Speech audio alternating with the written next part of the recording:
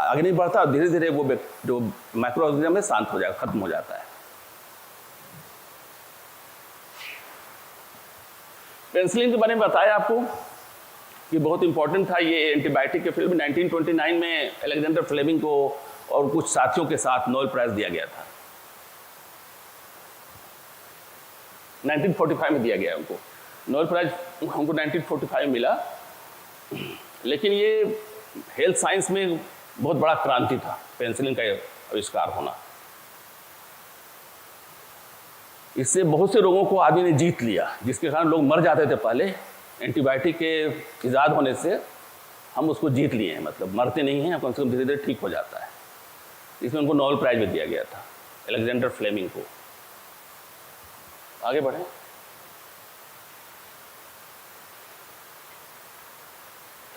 Antibiotic मैंने बताया कि बैक्टीरिया की सब तो बता दिए हैं, कोई दिक्कत नहीं है।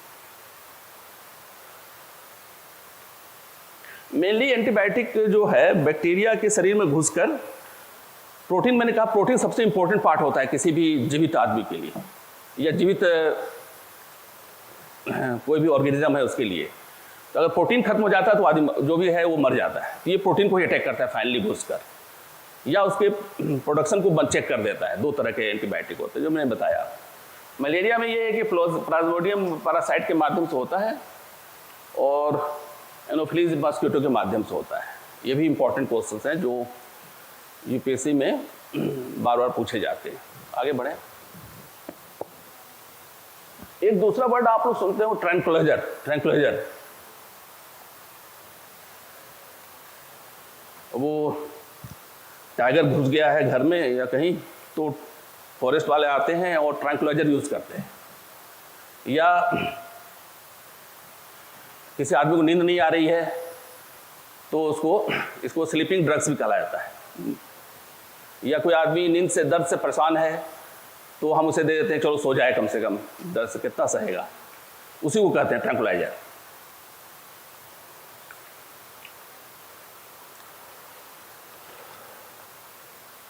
तो मार्केट में ट्रैंक्विलाइजर के रूप में डायज़ेपाम बहुत पॉपुलर है, वेलियम लोग खाते हैं।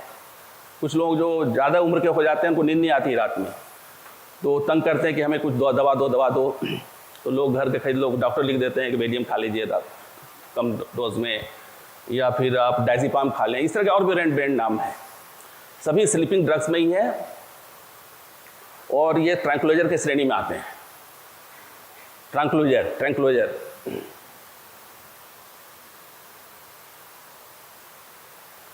आदमी अगर कोई मानसिक रूप से विक्षिप्त है उसको भी दिया जाता है। ये धीरे धीरे शांत रहेगा तो फिर ठीक हो जाएगा। कोई आदमी, साधारण आदमी भी, मतलब कोई कभी कभी होता है कि उसके घर में किसी की डेथ हो गई और बहुत ही विचलित हो गया है वो, तो डॉक्टर प्रेस्क्राइब कर देते हैं कि ट्रैंक्विलाइजर ले लो ताकि आराम करो, ताकि सो जाओ, ताकि अभी कुछ देर के लिए तुमसे भूल जाओ।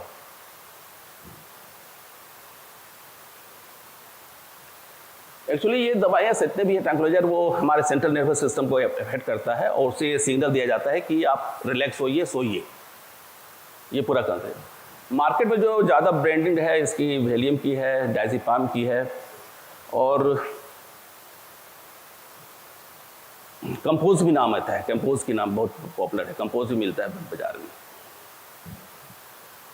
तो कभी कभी देखते होंगे कुछ लोग, कुछ दुख हुआ या डिप्रेशन में है, पता चला कि 50 डायज़ेपाम खा लिया और पता चला सुबह मर गया। ज़्यादा सेवन करने से आदमी मर भी जाता है। एक ही बार उसका मुश्किल से 5 mg का डोज लिया जाता है रात में सोने के लिए एक साधारण आदमी को। अगर कोई 50 mg ले लेगा तो मर जाएगा या उसकी हालत ख़राब हो जाएगी। तो जो सुसाइडल से आते हैं, कभी कभी आप पेपर में पढ़ते होंगे कि रात में उसने स्लीपिंग पिल्स ज़्यादा ले लिया। यही है, बाज़ार में इजीली अवेलेबल है। ऐसे देते नहीं है मेडिसिन की दुकान में, लेकिन इंडिया में सब मिल जाता है। कायदे से डॉक्टर के प्रिस्क्रिप्शन से मिलना चाहिए। और डॉक्टर भी मरीजों को कहते हैं कि मरीज के पास नहीं रहना चाहिए, उसके रिलेटिव के पास रहना चाहिए, वो उसके अनुसार डोज दे। आदमी एडिक्शन हो जाता है इसको, ज़्यादा खाएं, ज़्यादा लिए, ज़्यादा अच्छी नींद आएगी। तो इसलिए डॉक्टर भी देते हैं, तो मरीज को नहीं देते हैं, उसके रिलेटिव को देते हैं कि तुम रात में खिलाना इसको।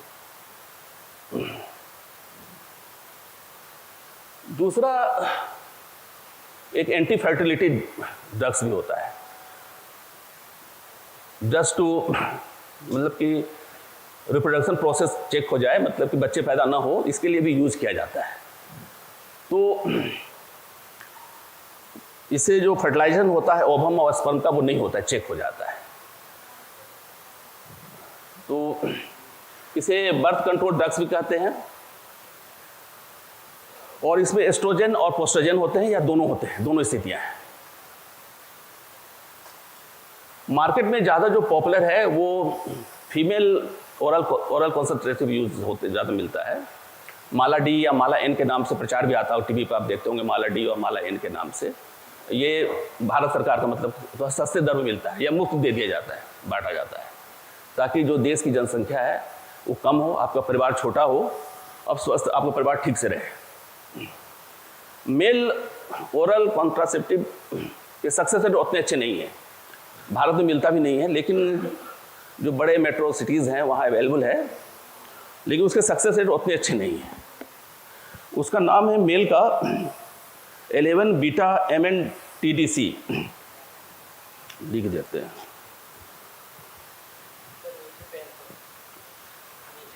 इसे नहीं, इसको करके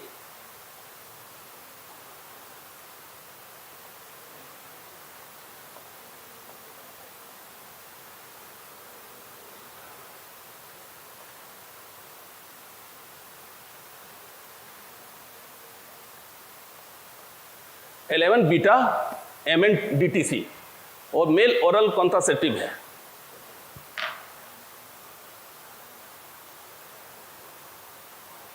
इसमें टेस्टोस्टेरोन और प्रोजेस्टेरोन रहता है, मेनली हार्मोन, और ये स्पर्म के प्रोडक्शन को चेक करता है। लेकिन ये ज़्यादा सक्सेस का नहीं है और कुछ महंगे भी हैं। और अभी ये मतलब कि ऑफिशियली भारत सरकार ने लॉन्च भी नहीं किया है, लेकिन जो कुछ विदेश की कंपनी है, सिप्ला वगैरह तो MNC है, तो ये लोग बनाते हैं और ये कुछ शहरों में मिलते भी हैं, लेकिन सक्सेस रेट इसके अच्छे नहीं है। माला डी और माला एन ज़्यादा पॉपुलर है, ये जो गवर्नमेंट के हैं। इसके अलावा प्राइवेट में और भी कंपनी बनाती है इसे। आगे बढ़े।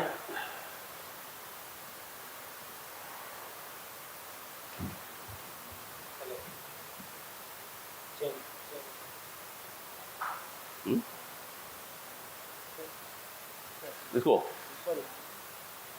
चेंज आ जाता है, ये बीच में, ये वाला नहीं सर, यहाँ पर आ जाता है, चेंज करना पड़ता है बस।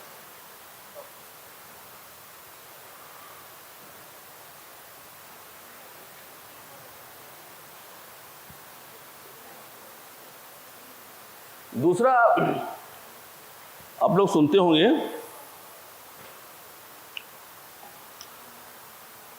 एनेस्थेटिक्स का नाम सुनते होंगे। एनेस्थीसिया लग गया।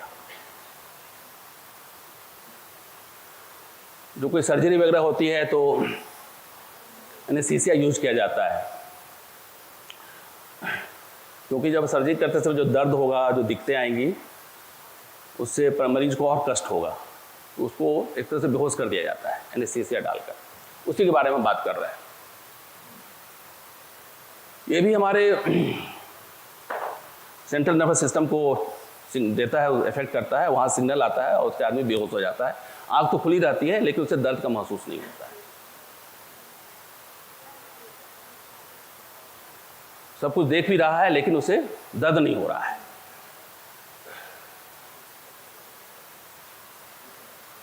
और ये टेम्प्रोरी है, डिपेंड करता है कि सर्जरी किस प्रकार का है, मेजर है कि 2 घंटे का देना है, कि 4 घंटे का देना है, कि 10 घंटे का देना है, कि 1 घंटे का देना है, या 10 मिनट का देना है। सब तरह की दवाइयाँ हैं एनेस्थीसिया में। लिक्विड के रूप में भी है, गैस के रूप में भी है, दोनों तरह है। इंजेक्शन के रूप में भी दिया जाता है, गैस के रूप में भी दिया जाता है। जनरल एनेस्थीसिया होता है क्या कि पूरा शरीर शांत हो, पूरा शरीर बेहोश हो जाता है एक तरह से, मतलब कि सेंसेशन से मुक्त हो जाता है। जनरल एनेस्थीसिया, जैसे मान लीजिए कोई मेजर ऑपरेशन हो रहा है, तो डॉक्टर जो हमारे एनेस्थीसिस्ट होते हैं, वो जनरल GA लोग अप्लाई करते हैं, जनरल एनेस्थीसिया। उससे पूरा शरीर सुन्न हो जाता है।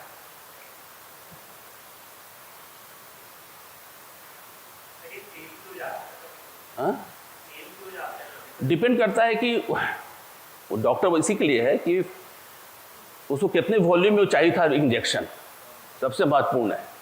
जो एक्सपर्ट डॉक्टर होते हैं वो देख लेते हैं मरीज किस प्रकार का है और किस तरह का सर्जरी है, उसके अनुसार डोज का निर्धारण करते हैं। अगर डोज ज़्यादा हो गया तो मर भी जाता है,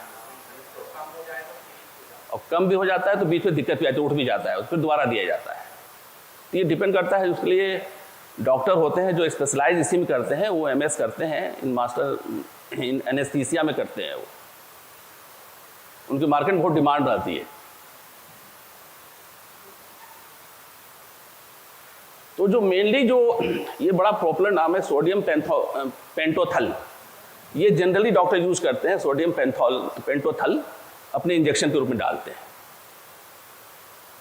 जनरली कमर के पास जो ये स्पाइनल कॉर्ड है यहां पर डाला जाता है।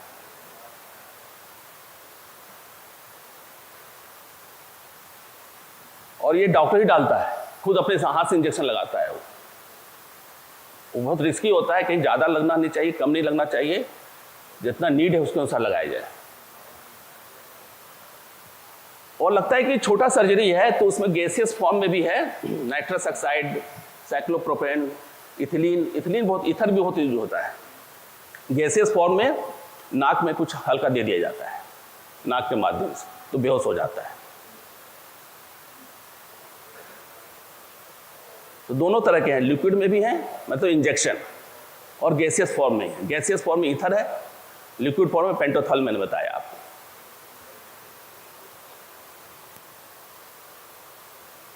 अब ये दूसरा लोकल एनेस्थीसिया भी आता है। अब डेंटल सर्जन के पास जाए, आपका दांत निकाल देगा, लोकल एनेस्थीसिया यूज करते हैं वो।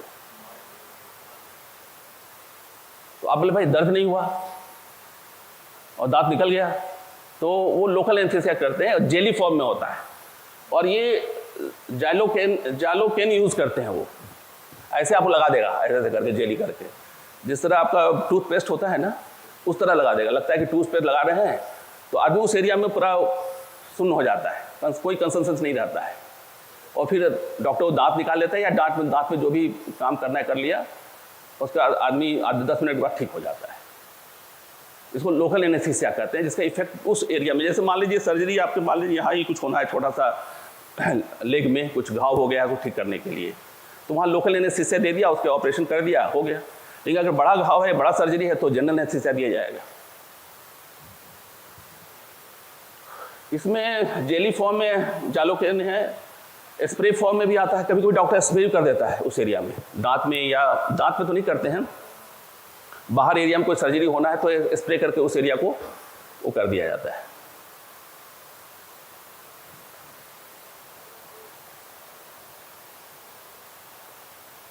स्प्रे फॉर्म में भी है, इंजेक्शन फॉर्म में भी है।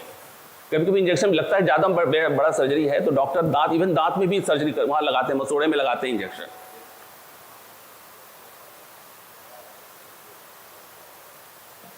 तो लोकल सर्जरी के लिए, तो छोटे सर्जरी के लिए ये यूज होता है लोकल एनेस्थीसिया।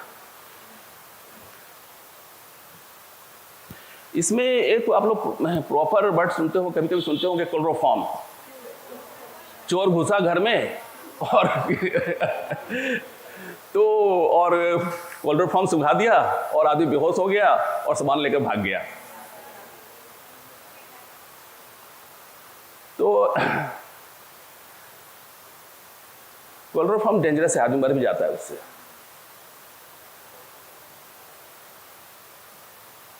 पहले यूज होता था एनेस्थीसिया के रूप में ये, तो इससे पता चला कि ये लीवर में और हार्ट में इसका अटैक होता है, इसलिए क्लोरोफॉर्म एकदम मना है, नहीं करना है।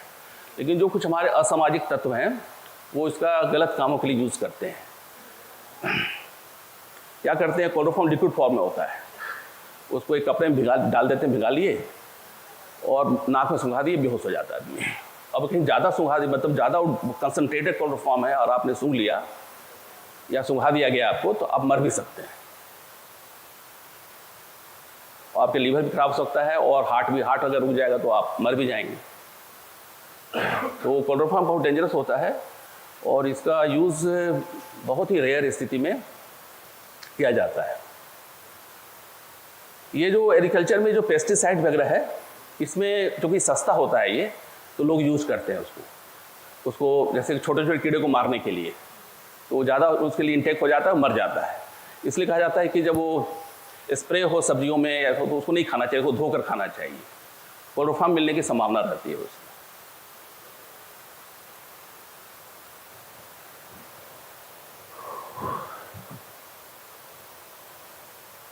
आगे बढ़े।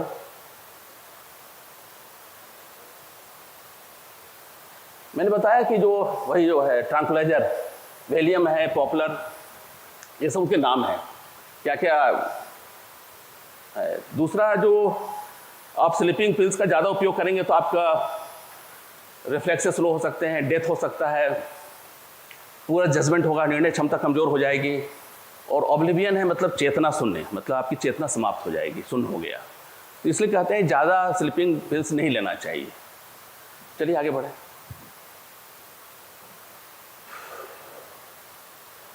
एंटी फंगल भी दवाइयाँ होती हैं। ये रिंग वर्म वगैरह सब अटैक करते हैं ना, तो एंटी फंगल दवाइयाँ का सेवन कराया जाता है। जैसे पैर वगैरह में रैसेस वगैरह हो गए, ठीक नहीं हो रहा है, तो डॉक्टर पास जाओगे तो बताएंगे कि भाई आपको राउंड वन का अटैक है आपका। तो उसमें ये सब यूज होते हैं। एंटी फंगल में बेंजोइक एसिड ये सब का तेल लगाने के लिए कहते हैं, उस पर लगाइए आप। अब जाएंगे बाजार में तो उसके लिए तेल दे देंगे या क्रीम दे देंगे, इसको आप लगाइए। तो एंटी फंगल ड्रग्स है।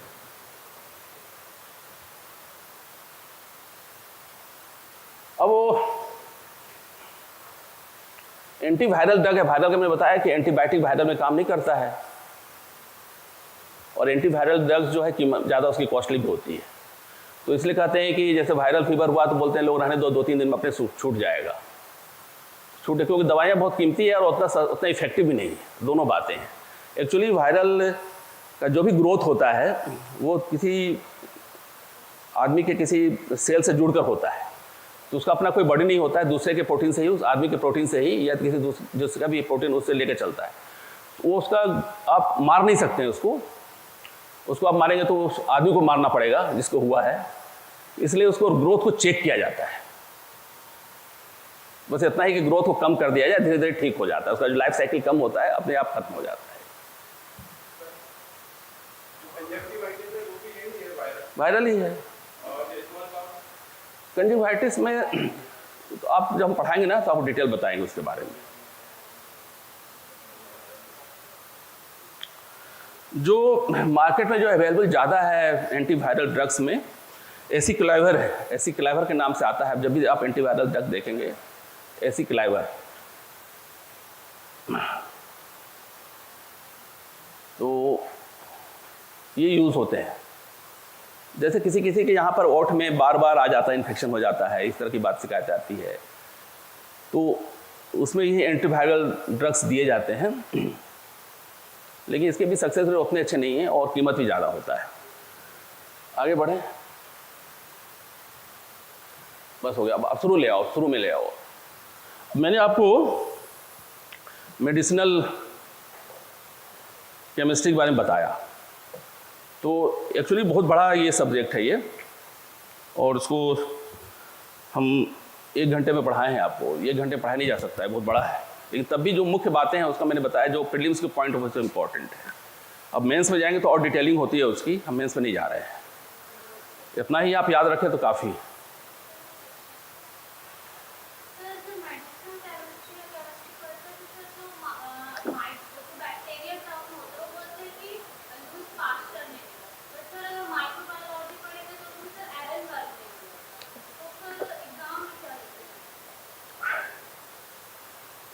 नहीं, क्या बोल रहे हैं आप? केमिस्ट्री जब पढ़ते हैं सर, तो क्वेश्चन आता है, बहुत वाइडली क्वेश्चन आता है कि जो बैक्टीरिया जाना हो किसने दिया। सर ज़्यादातर केमिस्ट्री में लुईस पास्चर दिया है और एग्जाम में भी Lewis pasture. But sir microbiology में एरेनबर्ग है। मेरे बेटा से लुईस मास्टर होना चाहिए, पास्चर होना चाहिए। क्योंकि पहले बाकी जो बुक्स हैं उसमें सर एरेनबर्ग ही दिया। चलिए हम चेक कर लेंगे इसे।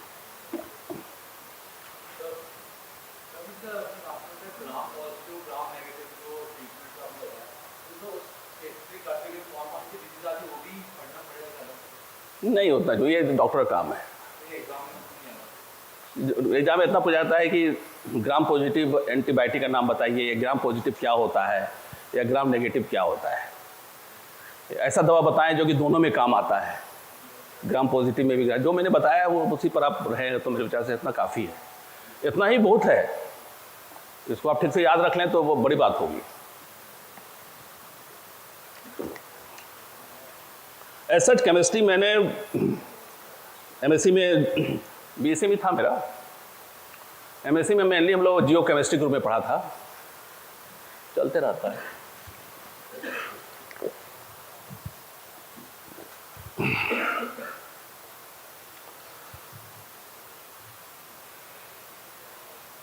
आगे बढ़े,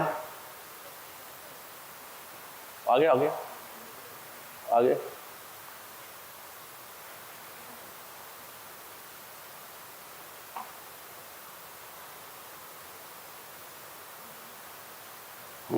ठीक है ना, बैक करो, बैक।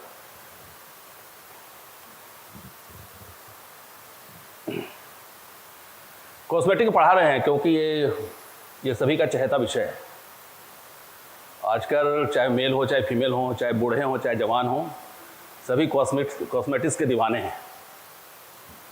इसलिए हमने इसको सेकंड चॉइस रखा है, पहले जिंदगी उसके बाद सौंदर्य।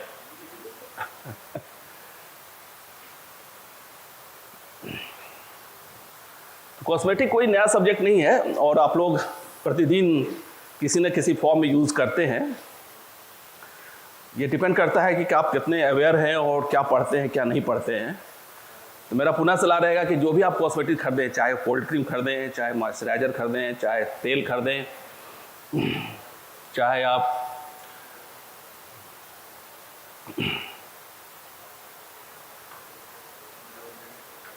फेस क्रीम खरीदें, तो उसके कंपोजिशन ज़रूर पढ़ें उसके, तब आपको ज़्यादा इंटरेस्ट आएगा और आपका जो मिशन है वो आसान भी होगा।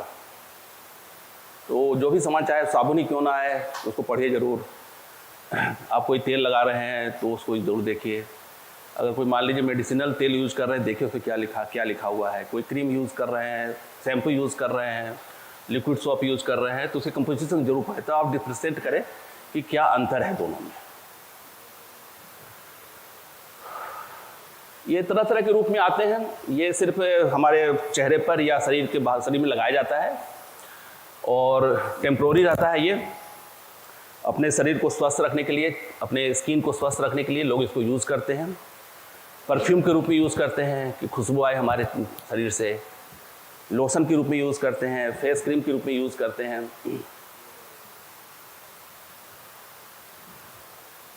आपस में बात ना करें।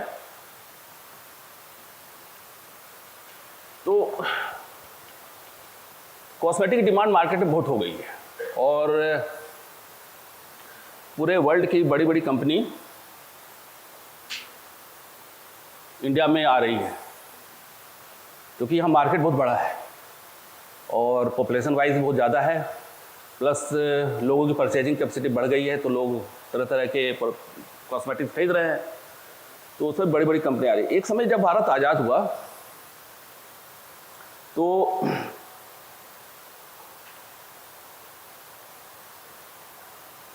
देश में कोई, जब आज़ाद हुआ तो यहाँ उस समय जो बनाने वाली कंपनी थी, जो ब्रिटिशर्स थे, उन लोग जाने लगे कि अब देश आज़ाद हो गया तो जाने लगे। तो उससे प्राइम मिनिस्टर कि भाई आप चले जाएंगे तो हमारे देश की जनता बहुत पीड़ित हो जाएगी। तो उन्होंने हिंदुस्तान जो यूनिलीवर है उसको उन्होंने रोका। जो ज़्यादातर हमारे जो कॉस्मेटिक्स बनाते हैं वो यूनिलीवर ही बनाता है, तो उसको रोका, भाई आप न जाओ, जब हमारी अर्थव्यवस्था मजबूत हो जाएगी और भारतीय कंपनी या दूसरे विदेश की दूसरी कंपनी आ जाएगी तब आप जाना। तो उस समय